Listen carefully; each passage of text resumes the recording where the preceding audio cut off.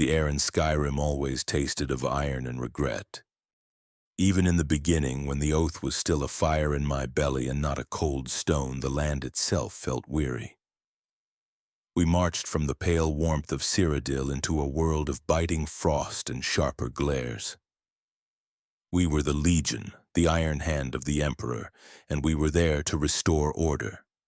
That was the language of the missives, the grand pronouncements of Legate Quintus Varro. Order. A clean, simple word that meant nothing in the face of a Nord axeman with a grievance in his eyes and a war cry in his throat. Our first posting was a forgotten fort near the border of the Pale. The timber walls were gray with age and slick with a perpetual film of ice. The wind howled through the gaps in the palisade, a constant mournful sound that worked its way into your bones. We spent our days on patrol, marching through snow that came up to our knees, our leather boots stiffening with cold, the metal of our armor a cage of ice against the skin. We were told we were peacekeepers, a line drawn against chaos. But the Nords we met on the roads did not see peacekeepers. They saw invaders, tacksmen with swords, the puppets of elves. I remember one patrol not long after we arrived. The sky was the color of old pewter, a low, oppressive ceiling of cloud. There were 6 of us, led by a grizzled decanus named Marius, a man whose face was a road map of old scars. We were tracking a band of Stormcloak irregulars, little more than farmers and hunters with stolen armor. The trail led us into a thick copse of pines, their branches heavy with snow. The silence in those woods was profound. The snow muffled every sound, even the crunch of our own boots. It felt like walking through a tomb. The ambush was not loud. There was no great clash of steel, no roaring challenge. It was a series of quiet, deadly events. A thud as an arrow took the man behind me in the throat. A wet gurgle, a whisper of steel as a Nord rose from a snowdrift, his axe a blur of motion. Marius went down first, his shield split, his helmet caved in. I saw it happen, a frozen tableau in the dim light. The shock of it was a physical blow, a punch to the gut that stole my breath. I am a soldier. My body moves even when my mind is a maelstrom of terror. The gladius is in my hand. The weight of it is familiar, an old friend. A Nord charges me screaming, his beard matted with ice. His eyes are wide, not with hatred, but with a kind of ecstatic fury. He is defending his home. I am a line in a ledger, a deployment cost. The thought is a sliver of ice in my mind. His axe comes down. I parry, the shock jarring my arm to the shoulder. The sound of steel on steel is flat, absorbed by the snow and the trees. He is stronger than me, bigger. He drives me back step by step. His breath is a cloud of steam in the frigid air. He smells of sweat and wood smoke. I can feel the desperation rising in me, a hot tide of panic. My training takes over, a feint, a sidestep. The mud and snow beneath my feet give way. I slip. His axe whistles past my ear. I thrust upward from the ground, a clumsy, desperate motion. The point of my gladius finds a gap in his armor, just below the ribs. There is a moment of resistance, then the blade slides home. The screaming stops. He makes a soft, surprised sound. His eyes look down at the sword buried in his side, then back up to mine. The fury is gone. There is only confusion. He slumps against me, a dead weight. His blood is hot on my gauntlet. It steams in the cold air. I push him away and he falls into the snow, a dark stain spreading around him. We lost 3 men. We killed 4 of theirs. We limped back to the fort carrying our wounded, leaving our dead where they fell.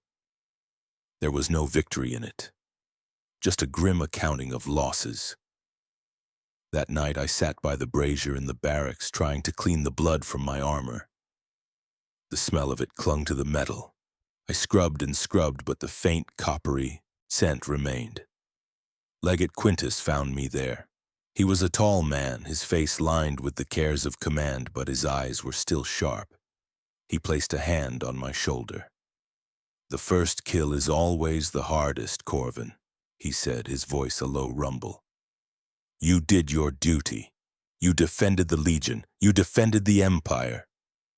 I looked up at him, at the Imperial dragon embossed on his breastplate. He was defending his home, Legate. We are the outsiders here. Quintus sighed, a sound of infinite weariness. He pulled up a crate and sat opposite me. "They see the Thalmor standing behind us, Valerius. They see the white gold concordat, and they see a capitulation. They believe we have betrayed everything we stand for. And perhaps," he paused, his gaze distant, "perhaps they are not entirely wrong. But the Empire is bigger than one treaty. It is a dam holding back a flood of chaos. If it breaks, all of Tamriel drowns. We are the stones in that dam. Our duty is to hold even if the water seeps through. Even if we crack." I wanted to believe him. I clung to his words like a drowning man to a piece of driftwood. The Legion was my family. The Empire was my faith. I had left my home in Colovia, my small family plot, because I believed in the idea of Cyrodiil. The idea of a common good, a shared law, a shield against the darkness of the world. In Skyrim, that shield felt thin. It felt brittle. The weeks turned into months. The snows deepened, then began to recede, leaving a world of mud and misery. The war was not a thing of grand battles and heroic charges. It was a slow, grinding affair of skirmishes and raids. We would take a pass. They would take it back. We would burn a farm supplying their troops. They would ambush our supply lines. It was a war of attrition, and it was bleeding us both white. The replacements we received from Cyrodiil were younger each time, their eyes wide with a misplaced sense of glory that was quickly scoured away by the grim reality of this land. We also had to contend with the Thalmor. A contingent of justiciars was attached to our legion, led by a tall imperious Altmer named Elenara. They were not there to fight. They were there to observe, to ensure the terms of the Concordat were upheld. Their presence was a constant source of friction. They moved through our camp with an air of detached superiority, their golden armor immaculate, their faces masks of cold disdain. They were our allies, we were told, but they felt like our jailers. Elenara took a particular interest in me. I do not know why. Perhaps she sensed the crack in my faith. Perhaps she was merely bored. She would find me on watch or during weapons practice and engage me in conversation. Her voice was like honeyed ice, smooth and cold. "You fight well, legionary," she said one afternoon, watching me train with a new recruit. "There is a precision to your movements, a discipline. It is a rare thing among your kind." "Discipline is the foundation of the Legion," I answered, my jaw tight. She gave a small, condescending smile. "The Legion is a foundation built on sand, Valerius Corvin. It mimics the discipline of the Aldmeri armies, but it lacks the purity of purpose. You fight for a man who sits on a stolen throne. You fight for an empire that is a pale, decaying echo of its former glory. An empire that sold its soul to buy a few more years of borrowed time." "We fight for peace," I said, the words tasting like ash in my mouth. "There is no peace in compromise," she countered, her yellow eyes boring into mine. "There is only a temporary cessation of conflict. True peace comes from order, and true order comes from the clarity of a single, correct vision. Your empire is a chaotic jumble of squabbling races and false gods. It is an evolutionary dead end. We are merely pruning the tree of history." Her words were poison, but they were a subtle poison. They worked their way into the doubts that already festered in my heart. I saw the truth in them when I looked at the faces of my fellow soldiers, the exhaustion and the fear. I saw it in the eyes of Legate Quintus, the weary resignation of a man trying to hold back the tide with his bare hands. I saw it in the burning farmsteads and the frozen corpses that littered the landscape. We were not building anything. We were just managing a collapse. The turning point came during the siege of a Stormcloak fortress. It was a miserable place of stone and ice perched on a mountainside. We had been camped at its base for 3 weeks, chipping away at their defenses, losing men to archers on the walls and the relentless, soul-crushing cold. Finally, the order came for a full assault. The battle was a nightmare of blood and confusion. We pushed siege towers to the walls under a hail of arrows. The air was thick with the screams of the dying and the clang of steel. I was on the first tower. As the ramp slammed down onto the battlements, I charged, my shield raised. The next few hours were a blur of violence.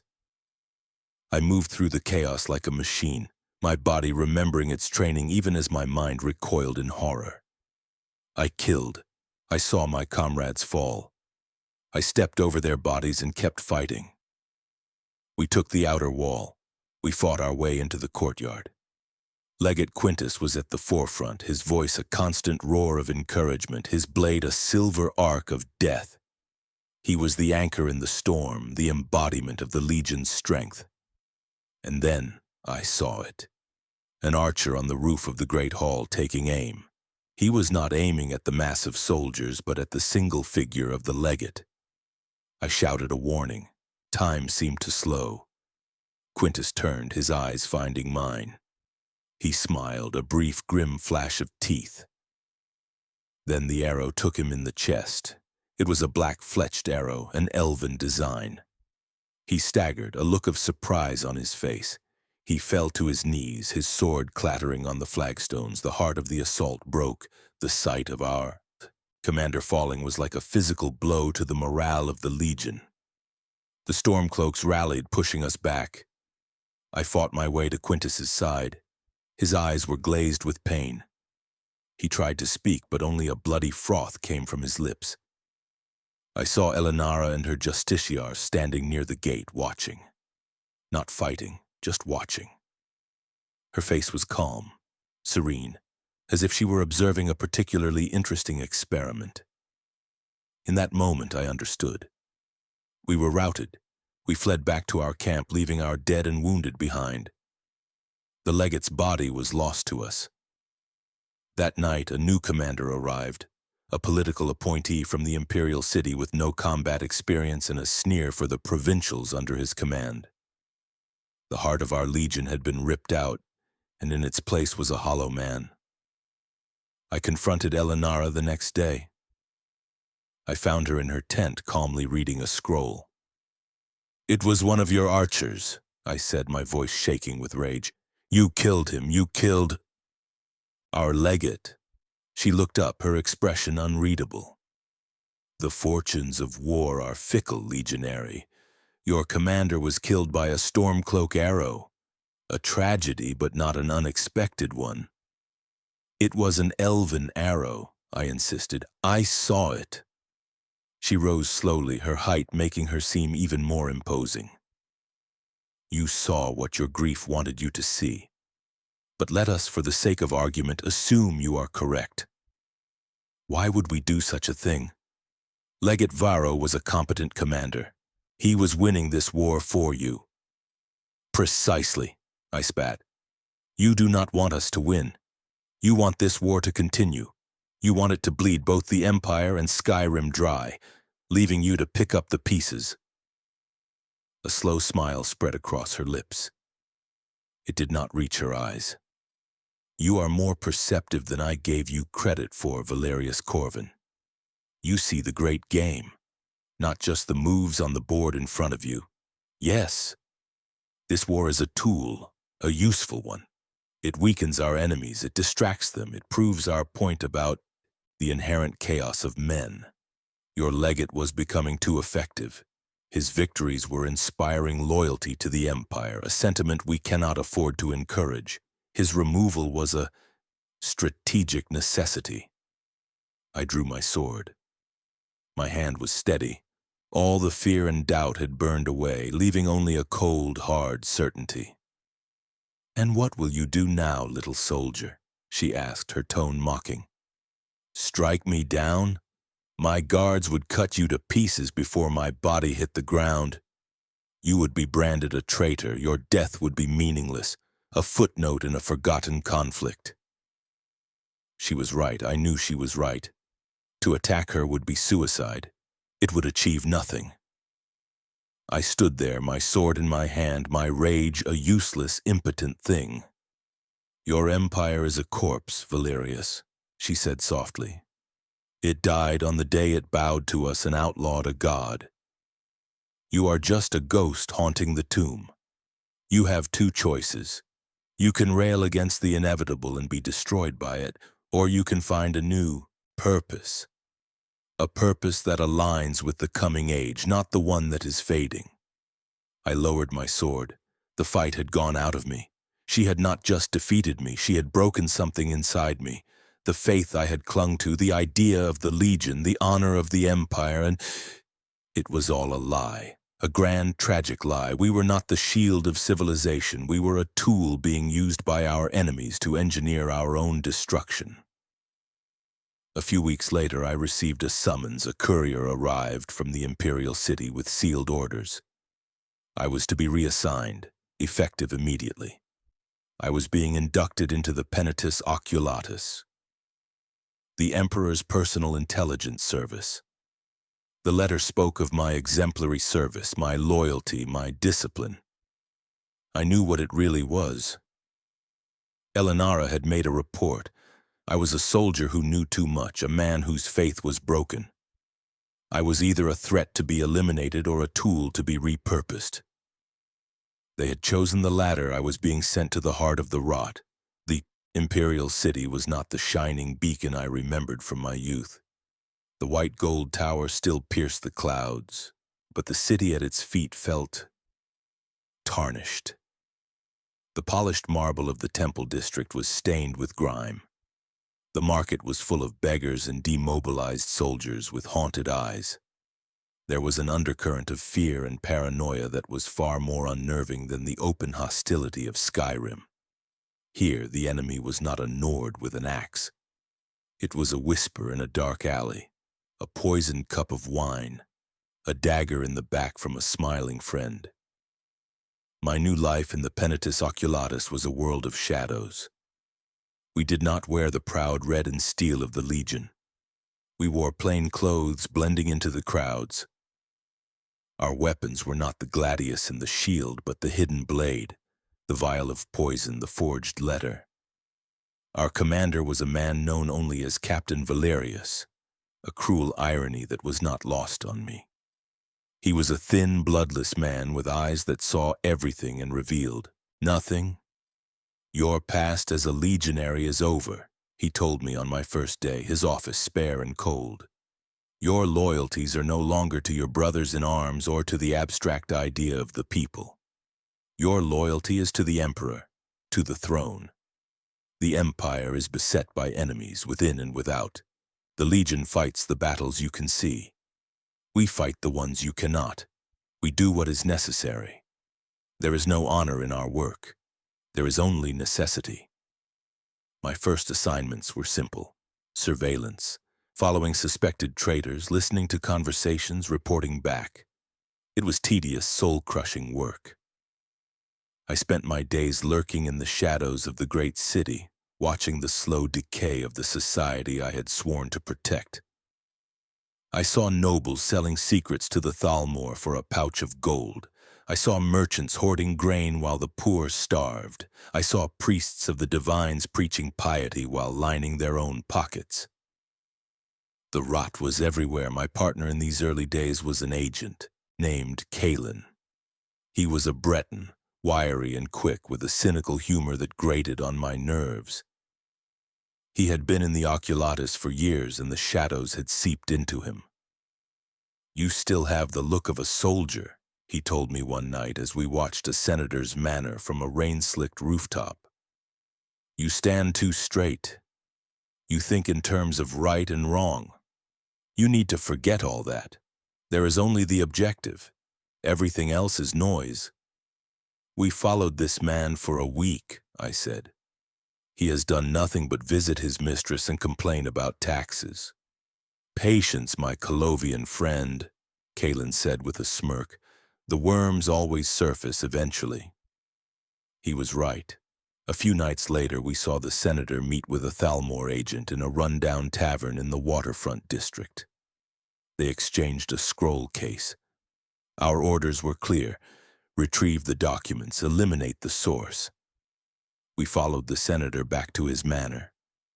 Kalen moved with a fluid grace that was unsettling. He was a predator in his natural environment. I was still a soldier, clumsy and loud in this world of whispers. We slipped over the garden wall, Kalen disabling the magical wards with a series of complex gestures and muttered words.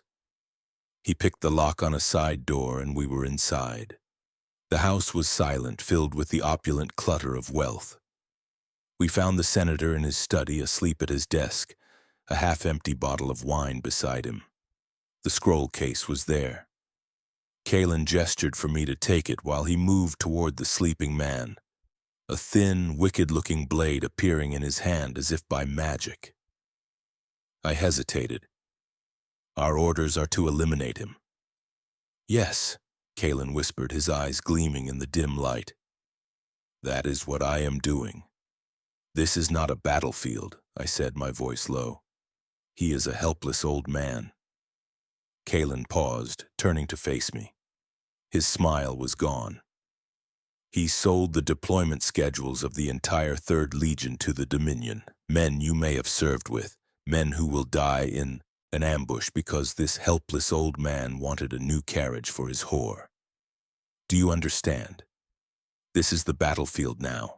It is just quieter. Now take the scroll and get out. I will finish this. I did as he said. I took the scroll case and left the room. I did not look back. As I slipped out of the house and into the cold night air, I heard a single soft gasp. Nothing more. When Kalen joined me in the alley a few minutes later, he was wiping his blade on a silk cloth. See, he said, his good humor restored. Clean, efficient, necessary. I said nothing. We returned to our headquarters.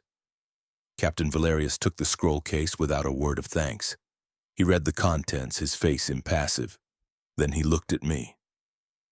Agent Kalen's report states that you hesitated, the captain said, his voice flat. Is this true?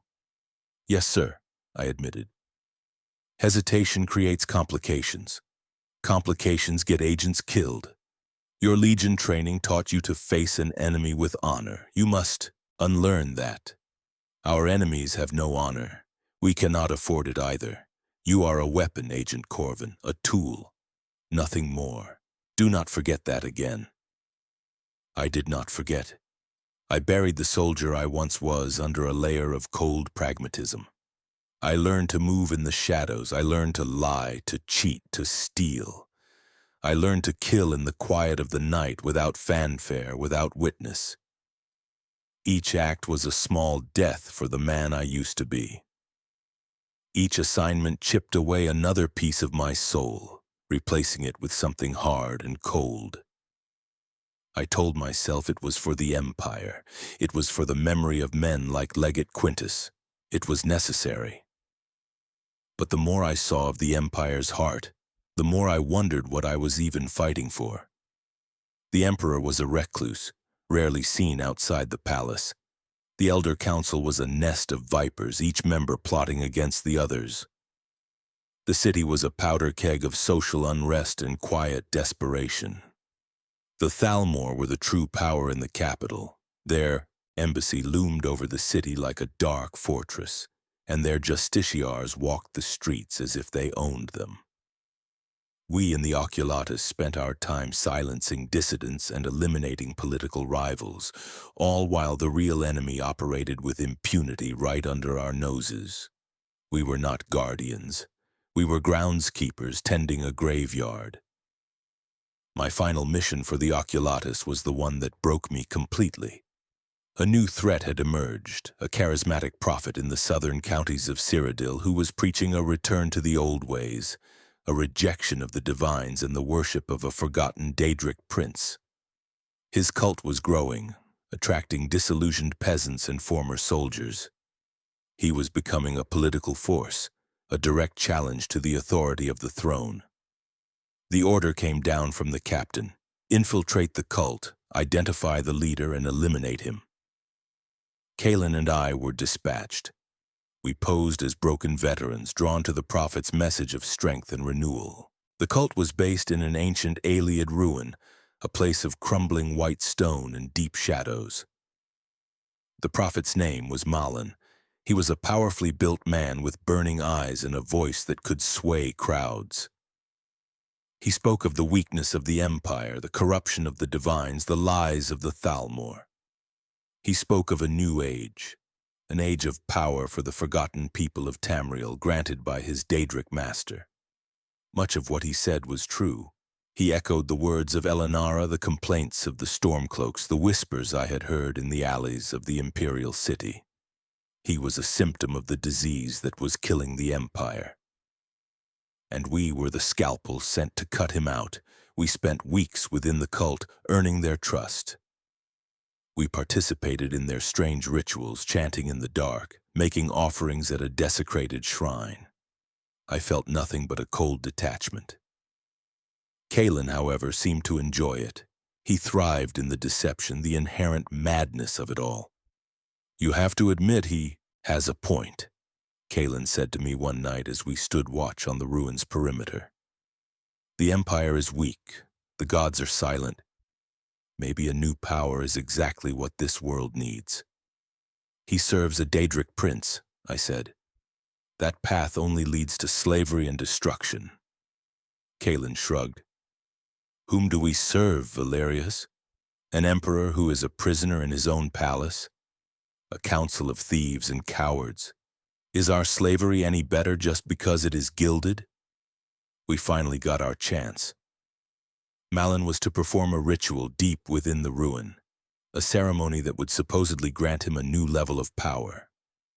Only his most trusted followers were to be present. That included us. Our plan was simple. At the height of the ritual, we would strike. The chamber was deep underground. The air was thick with the smell of strange incense and old stone. A twisted, unnatural altar stood in the center, carved from some dark, oily rock. Malin stood before it, chanting in a language that hurt the ears. His followers, a dozen men and women with ecstatic looks on their faces, swayed in time with his words. As the ritual reached its crescendo, a faint, sickly purple light began to emanate from the altar. The air grew cold. A sense of profound dread washed over me, a feeling of being in the presence of something ancient and utterly malevolent. This is it. The moment is now. I drew the short sword hidden under my robes. Kalen did the same. We moved. The cultists were too lost in their fervor to notice until it was too late. We cut them down quickly, efficiently. They died with looks of surprise and betrayal on their faces. We reached the altar. Malin turned to face us, his eyes blazing with purple light. He was no longer just a man. Power radiated from him in palpable waves. "The agents of the dying beast," he hissed, his voice a chorus of echoes. "You have come to silence the future." He raised a hand and a bolt of dark energy flew towards me. I threw myself aside, the bolt striking the wall, behind me, making the stone crumble to dust. Kalen charged, his blade a blur. Malin backhanded him without looking, sending him flying across the chamber to crash against the far wall. I was alone with him. I was a soldier, a spy, an assassin. He was something more. But I still had my duty. I moved in, my blade ready. He was fast, unnaturally so. He parried my strikes with his bare hands, the force of the blows rattling my teeth. He laughed, a horrible echoing sound that seemed to come from all around me. "Your steel cannot harm me, little ghost," he boomed. "My master protects me." He grabbed me by the throat, his grip like iron. He lifted me off the ground. My vision began to swim. The purple light from his eyes was blinding.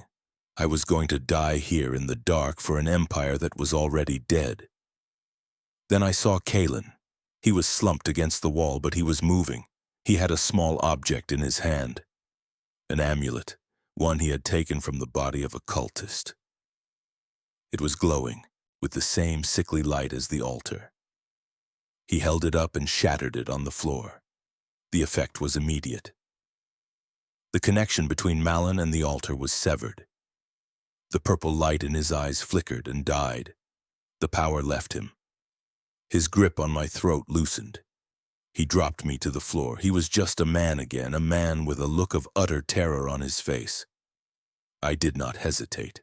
I plunged my sword into his heart. He looked down at the blade, then at me. "You have saved nothing," he whispered, blood bubbling from his lips. "You have only prolonged the agony." Then he collapsed. Silence descended on the chamber.